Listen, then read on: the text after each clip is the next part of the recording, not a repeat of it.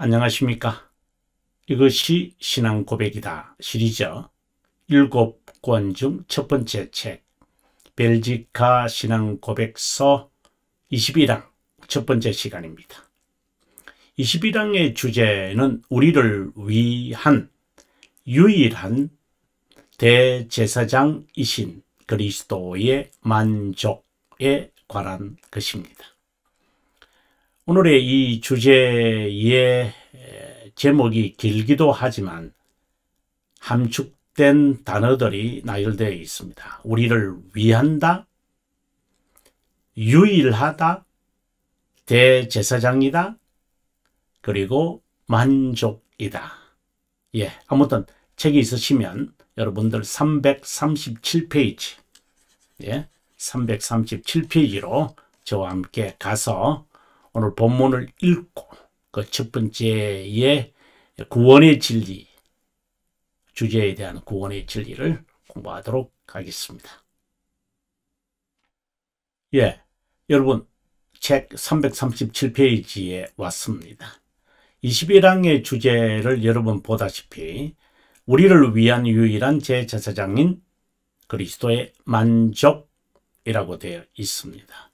방금도 제가 말씀드렸지만 이런 satisfaction, only high priest for us, 이러한 단어들이 아주 중요한 개념들을 담고 있다고 봅니다. 자, 그러면 본문의 내용을 하나하나씩 읽으면서 간략하게 제가 여러분들에게 설명하고 또 이제 이어서 강해하도록 하겠습니다. 우리가 믿는 것은 그리스도가, 예수 그리스도가, 물론 여러분들 너무나도 잘 알고 계시겠지만 그리스도는 어떻게 본다면 사역에 좀 관심이 있고요. 예수는 구세주라고 불리잖아요. 구세주, Savior. 그래서 구원 과 관련되어 있거든요. 그래서 굳이 이제 이 용어는 뭐 문자적인 이야기입니다만은 우리가 믿는 것은 구원의 사역을 하신 분이 이렇게도 크게는 다르겠지만 그렇게 작게는 다르지 않은 것 같습니다. 멜기세덱의 반열을 따라 멜기세덱 영원한 대제사장, 맹세로 이렇게 되어 있습니다. 맹세로, 반열을 따라 맹세로 oath, 임명받았다. 상당히 이런 의미가 뭘까요? 맹세로 임명받았다. 자발적으로 자기 희생, 단번에 희생하셨다. 이런 것과도 관련이 있는데요. 어떤 의미를 가지고 있는지 우리가 잠시 후에 보도록 합니다. 또 그분이 아버지 앞에서 우리를 위해 자신을 드림으로 그분의 진노를 누구로 떨이신 것인데, 아주 중요한 이제 아버지 앞에서 자신을 들여서 진노를 누구로 떨었다. 이것은 신격에 관한 이야기입니다. 여러분, 신격에 관한 이야기지 인간관계로 아버지 되신다 이렇게 보시면 안 됩니다. 어떤 분이 질문을 이렇게 하시는 것 같아요. 그 십자가상에서 예수 그리스도께서 이제 마지막 이제 가상칠언, 그죠? 가상칠언 십자가상에서 이제 치료를 하셨잖아요. 그 가운데서 아버지여 내 영혼을 아버지께 부탁한다.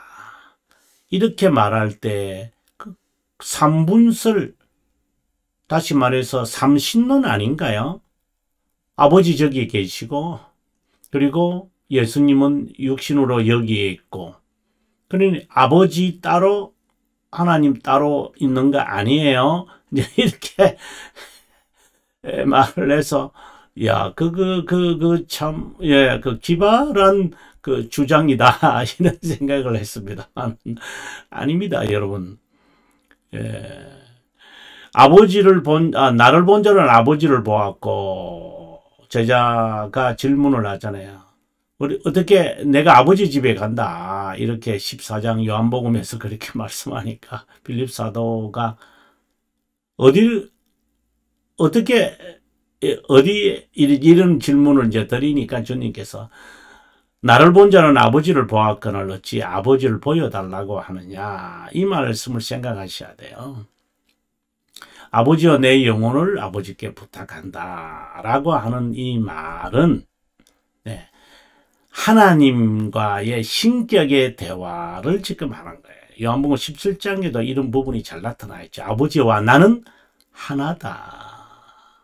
이 말은 동일 본질이신 하나님이심을 지금 말하고자 하는 것이죠. 이제 그것을 인간관계로 봐가지고 아버지 저기 계시고 하늘에 아버지가 계시니까 하나님이 좀 있으면 저 하늘로 올라갑니다. 하나님이 저 부활시켜 주세요. 이런 식으로 아리오스라든가 이런 이단자들이 잘 사용하는 것을 흉내내서는 안 되죠. 그냥 갑자기 제가 강의할 때 학생의 질문이 생각이 나서 여러분들에게 말씀을 드렸습니다. 이것은 그분의 충분한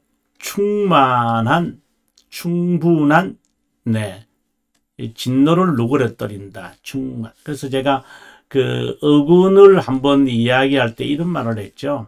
하나님의 어군을 이야기할 때 그러니까 16항과 그 다음에 이전에 우리가 공부했던 방금 지난 시간까지 공부했던 특별히 16항을 좀 보시는 것도 좋을 것 같아요. 이렇게 보시면 어군을 말할 때 하나님의 정의는 처벌과 관련되어 만족해야 되고 하나님의 진노는 저주를 받아야 하는데 누그러뜨려져야 한다. 또는 다른 말로 하면은 달램이다. peace다. 이런 말을 제가 했는데요. 이것을 위해서는 희생제물이 따라야 한다. 다른 말로는 속죄제물, 또 다른 말로는 화목제물이다. 그래서 만족된다, 누그러뜨린다, 저주, 정의 이렇게 관련이 맺는다. 이런 말을 제가 한 적이 있었는데요. 이것은 이제 정확하게 이것을 가지고 하는 사람이 있다 없다를 따지려고 하는 게 아니라 이해하기 쉽도록 그리스도의 사역을 이해하기 쉽도록 제가 이제 그렇게 의도를 가지고 한다 이 말씀을 제가 드리고 싶어서 그렇습니다. 또 실제로 그렇고요. 그분의 충분한 만족으로 속죄로 선지자들이 미리 말했던 것처럼 우리의 죄들을 정결하게 하려고 십자가상에서 자신을 드림으로 자신의 귀중한 보혈을 부음으로 드리고 부음으로 이루신 것이다 라고 되어 있습니다. 그 다음에 가로 2입니다. 선지자들의 기록에 의하면 그가 찔림은 우리의 허물 때문이요 그가 상함은 우리의 죄악 때문이라. 그가 징계를 받음으로 우리는 평화를 누리고 그가 채찍에 맞음으로 우리는 나음을 입었도다. 그분은 도수장으로 끌려가는 어린 양과 같았고 범죄자 중 하나로 헤아림을 받았고 라고 되어 있는데 비록 본디오 빌라도가 처음에는 그분을 무죄라고 선언했지만 범죄인으로 정죄를 받았다.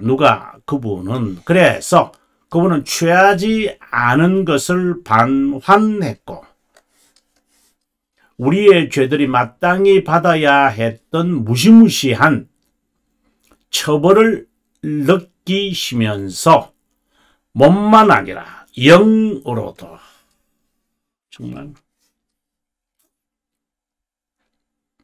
의인으로서 불의한 자를 위해 고통을 당하셨는데 그 고통은 자신의 땀이 땅에 떨어지는 핏방울 같이 될 정도였다. 마침내 그분은 엘리 엘리 라마 사박다니 나의 하나님 어찌하여 나를 버리십니까? 그분은 우리의 죄들을 사면하기 위해 이 모든 것을 인성으로, 왜? 죄 가운데 정체성을 알지 못하여 살아가는 선택자들에게 내려져 있는, 선택자들에게 내려져 있다기보다 인류의 타락한 인류에게 내려진 그 정의를 선택된 자들에게 면하기 위해, 그들이 면제받기 위해 그런 인성으로 그리고 몸과 영으로 고뇌와 고통을 당하셨다. 그래서 타락 후의 상태에 있는 선택된 자에게 향한 정의, justice, 이것을 바꾸셨다. 의를 통해, righteousness를 통해.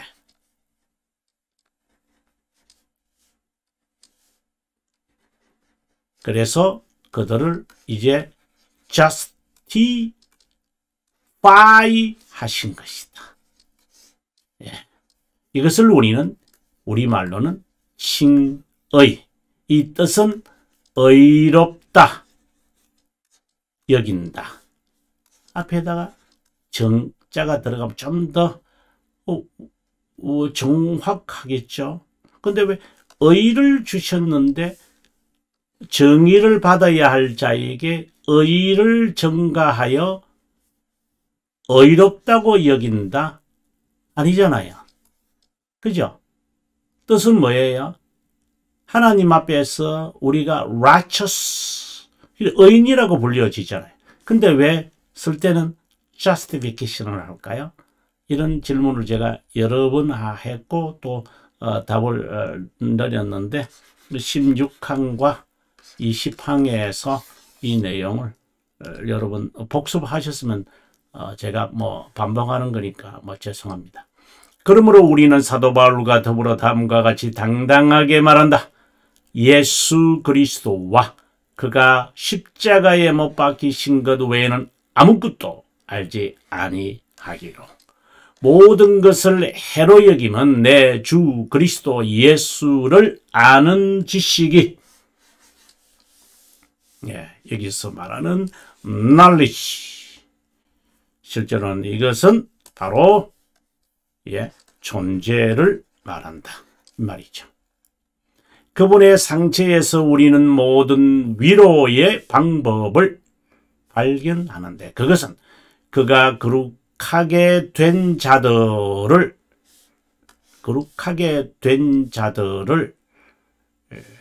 한 번에, 거룩하게 하는 건데 이게 이제 화해라고 되어 있는데요. 자를 영원히 온전케 하신, 네. 영원히 온전케 하셨다. 다른 어떤 수단을 찾거나 고안할 필요가 전혀 없다. 그분이 온전케 다 하셨는데 또 무슨 다른 중보자가 필요한가? 이런 이유로 그분은 자기 백성의 죄들로부터 그들을 구원해야 하므로 하나님의 천사에 의해 예수 즉 구세주라 부른다. 너무 감격스럽고 감동적인 표현이라고 여깁니다.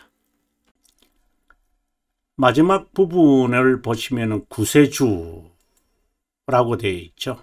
여기 예수적 구세주라 불리운다라고 되어 있는데, 그 하이델베르그 29문에 보면 이 질문을 하게 돼요. 자, 우리 한번 가서 보고 돌아오도록 하겠습니다. 하이델베르그 29문인데요. 29문 하나님의 아들, 우리가 신앙 고백서에 대한 것이 먼저 이제 나타나잖아요. 자, 29문의 질문을 한번 봅시다. 하나님 아들은 왜 구세주이신 예수님이라 불리나? 이렇게 되어 있어요. 지금 우리가 벨지카 21항에서 그 내용에서 제일 마지막 부분에서 지금 갖고 왔는데요. 그분은 우리를 보호하고, 그래서 보호하고 죄들로부터 구원하고, 자, 그 save, deliver입니다. 이와 같이 우리가 다른 누구, 자, 상당히 제가 이렇게 서로 대조하는 이유는 역시 개혁신앙은 다른 시대에, 물론 이거는 1563년에 하이델베르가 만들어졌고 벨지카는 1561년에 이제 작성됐잖아요. 구원을 찾지도 말아야 하고 발견할 수도 없기 때문이다. 다른 누구에게 이렇게 되어 있거든요. 자, 우리 한번 봅니다. 우리가 오늘의 본문의 내용을 한번 봅니다. 오늘의 본문을 한번 보시면요. 예수 그리스도다, 구세주다 이렇게 되어 있죠. 그리고 앞부분에 한번 우리가 방금 보았던 이제 그 내용 여기 보시면은 다른 수단을 얘기했잖아요. 그죠? 다른 수단을 찾거나 고안할 필요가 없다. 왜? 그분이 예수 구세주시기 때문이다. 예. 계속해서 제가 뭐라고 이제 해석을 하고 있는지 한번 보도록 하겠습니다. 상당히 긴 문장입니다.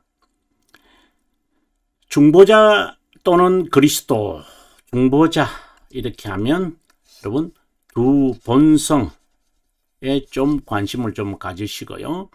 그리스도 하면 사이에게 좀 관심을 가지시라라고 했습니다. 영원한 하나님에 관한 고백, 하나님의 영원한 작정, 인류의 타락, 구속, 사역에 순으로 진행된 구원의 진리는 1차적으로 이번 항에서 요약 정리된다. 다시금 정리하는데, 그러면 중보자 그리스도는 구약 성경과 신약 성경에 초점을 맞추는 내용이 나올 거다. 어디 있어요?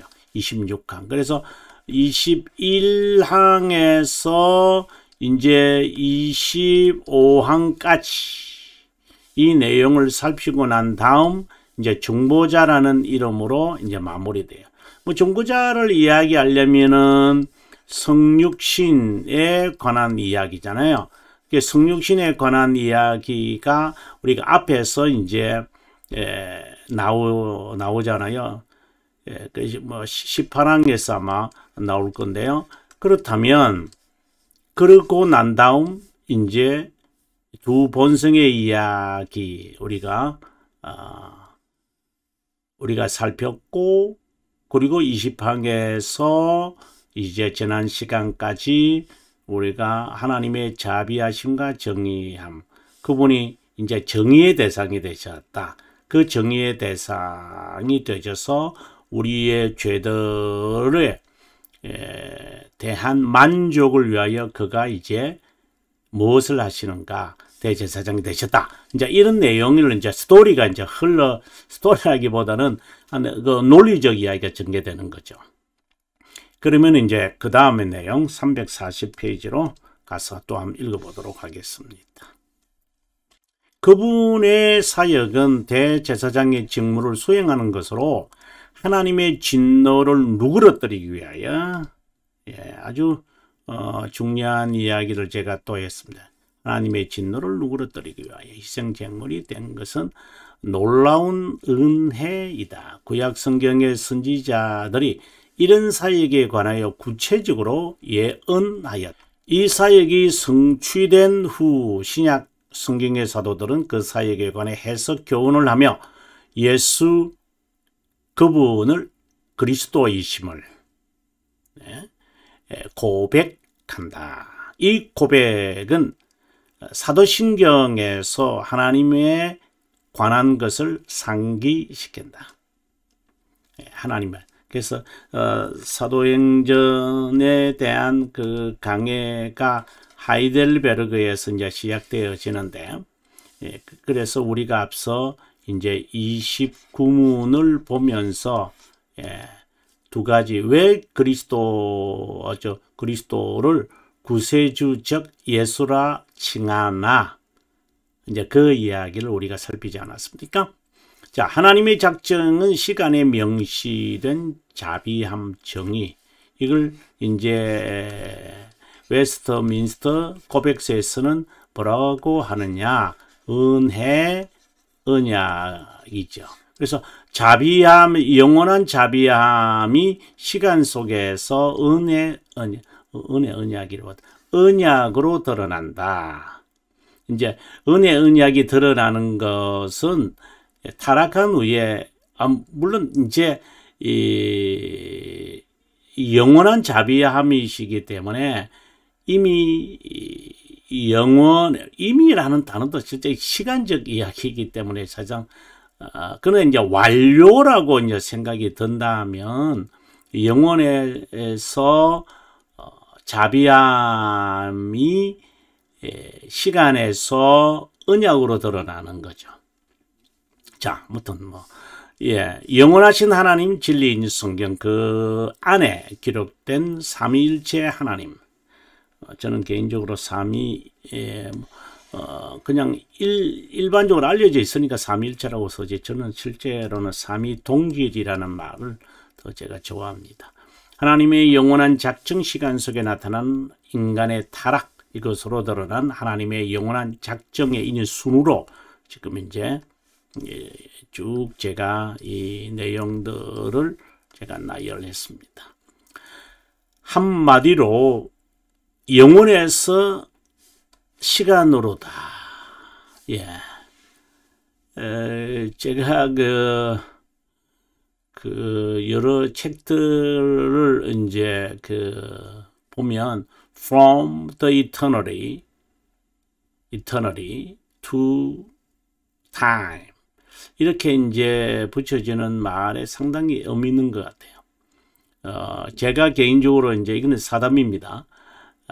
제가 존경하는 프렌시 셰퍼, 이미 1982년에 서거하셨습니다만은 그분의 책 가운데서 이성에서의 도피, 이런 책이 있잖아요. Escape from Reason 이라는 그 제목이 저희는 참 좋았습니다.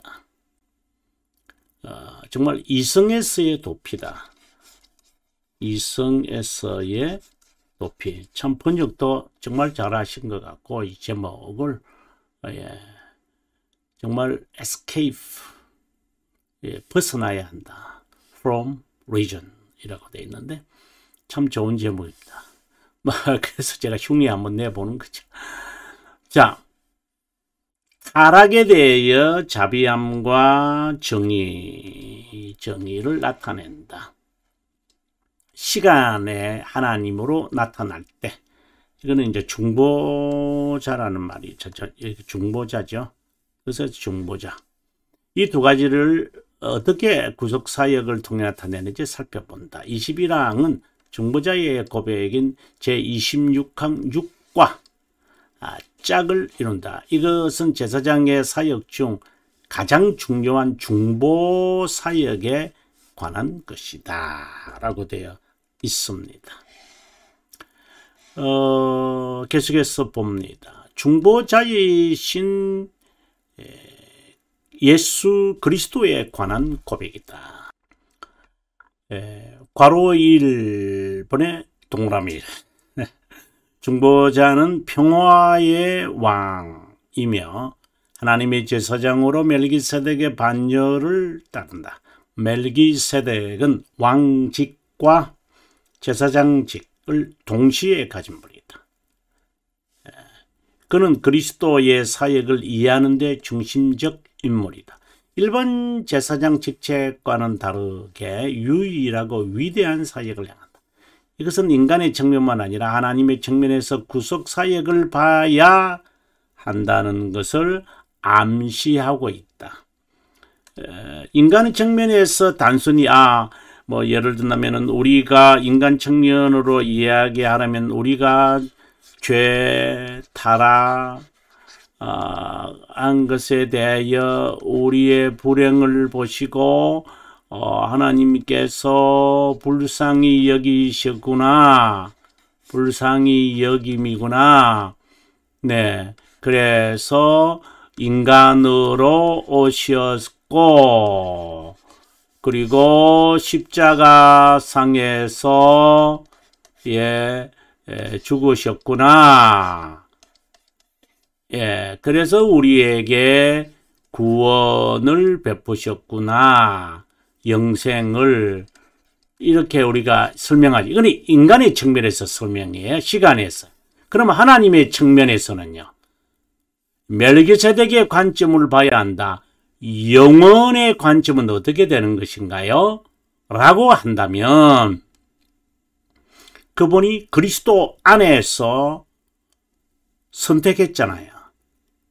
그리스도로 말미암아 우리를 구원하실 것이 영원에서 이것이 이루어진 거예요. 이제 이런 측면에서 구속 사역을 바라고 하는 의미로 그리스도 안에서 이것을 우리가 가시적으로 지금 설명을 해야 되는데 멜기세덱의 반열을 쫓았다. 자, 이런 이야기를 하는 거예요. 영원성을 지금 나타내시려고 하는다라는 겁니다. 아브라함이 멜기세덱에게 11조를 드린 것, 이러한 측면은 단순히 아브라함이 앞으로 오실 메시아 그리스도를 알고 있었다. 맞습니다. 아브라함이 멜기세덱의 축복 기도를 받은 것 맞습니다. 부모도 족보도 없는 그분을 그는 바라보고 그분에게 11조를 드렸다. 하나님이심을 인정하고 있었다. 하였다. 이건 놀라운 신앙이죠. 중보자는 이렇게 지상이지만 멜기세덱을 따랐다. 그러니까 영원성을 지금 이야기하고자 하는 거죠. 그죠? 율법에 따르면 레위 지파는 제사장 직무를 임명되기에 있지만 중보자는 여기에 따른 것이다. 불멸 생명의 직책은 영원한 것이다. 이렇게. 그분은 평강의 왕이다. 여기서 평강은 우리와 하나님과의 화해를 지금 말하는 거죠. 동시에 그분은 공의와 정의를 세우는 분이다. 정말 이러한 말씀들이 너무나도 귀중한 것 같아요. 여러분, 공의 아시죠? righteousness입니다. 그죠? 정의 justice입니다. justice입니다. 그죠? 이것을 세운 분이다. 정말 제가 지금까지 여러분 저와 함께 오셨다면 제가 왜 이렇게 감탄사를 넣는지 충분히 이해하실 거예요. 마틴 루터가 복음에는 하나님의 의가 나타나서 정의가 나타난 줄 알고 하나님을 공포의 하나님, 무시무시한 하나님, 벌을 내리는 하나님, 이러한 그것의 개념이 있다가 아니 복음에는 righteousness가 나타났네. 놀라운 것을 그런 경험하게 되지 않습니까? 사도 바울이 로마서 3장 21절에서 또 다른 의가 나타나서 그 의에 관하여 율법의 율법적 의가 아니라 복음의 의가 나타나서 이 감탄사. 제가 그 로마서 이 사담입니다, 여러분.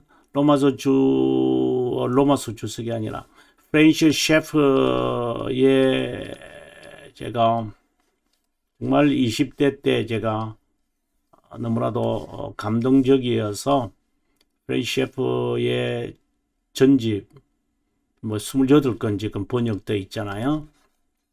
그 생명 말씀사에서 이분을 만나려고 사실상 제가 카바란트로 갔는데, 물론 이미 이제 돌아가셨죠. 1982년에 이분은 돌아가셨죠.